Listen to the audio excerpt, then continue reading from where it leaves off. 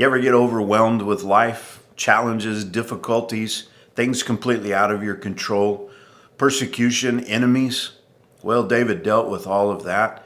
And in this psalm, he will teach us how to deal with it as well. Psalm 143, starting in verse 1, "Hear my prayer, O Lord, give ear to my supplications. In thy faithfulness answer me, and in thy righteousness. And enter not into judgment with thy servant, for in thy sight shall no man living be justified. For the enemy hath persecuted my soul, he hath smitten my life down to the ground. He hath made me to dwell in darkness, as those that have been long dead. Therefore is my spirit overwhelmed within me. My heart within me is desolate." He was overwhelmed. He said his heart was desolate. That's a despondency and a depression because of the overwhelming circumstances he was facing. So what does he do? Well, he's talking to God. That's the place to start. But he goes on in verse 5 and says, "I remember the days of old. I meditate on all thy works. I muse on the work of thy hands."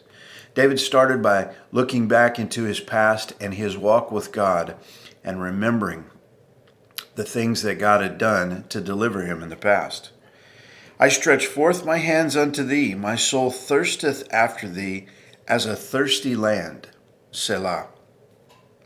Hear me speedily, O Lord, my spirit faileth.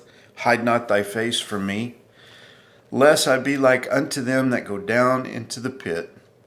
Cause me to hear thy loving kindness in the morning, for in thee do I trust. Cause me to know the way wherein I should walk, for I lift up my soul unto thee. Deliver me, O Lord, from mine enemies. I flee unto thee to hide me. Teach me to do thy will, for thou art my God. Thy spirit is good. Lead me into the land of uprightness. Quicken me, O Lord, for thy name's sake. For thy righteousness' sake, bring my soul out of trouble. And of thy mercy cut off mine enemies, and destroy all them that afflict my soul, for I am thy servant." You know, I appreciate this psalm so much because David is very honest with God. He says, I'm overwhelmed. The enemies that I face are just, that they make me desolate. My soul is desolate. And he tells us how he deals with this. First of all, he talks to God. Secondly, he remembers the works of old. He thinks back and he says, I've been in tight spots before, and God has always delivered me out of those. And so he's relating this walk that he has with God and remembering that. And he, as he goes on, he says, I stretch out my hands to you. He knows that his deliverance is not going to come from himself or from some other man. He knows his deliverance is going to come from God. And you and I, we need to know that as well. And we always need to remember that. God may use people to bring about the things, the answers to prayer that he's going to bring into our lives. But ultimately, it's going to come from him.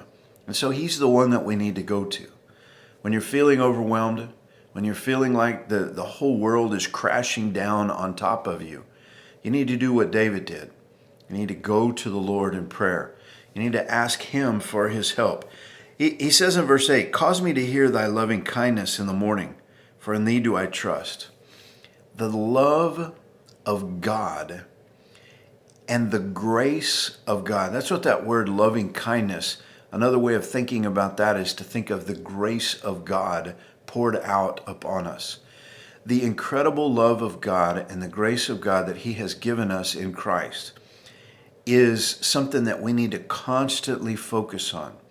So we look back to the cross, we look back to the resurrection, and then we focus on the fact that that grace has been poured out upon us abundantly in Christ. I just want to encourage you this morning. Sometimes we have that overwhelming feeling, and when we do, go to the Lord in prayer and ask him to be the deliverer in your life. God bless you. Have a great day.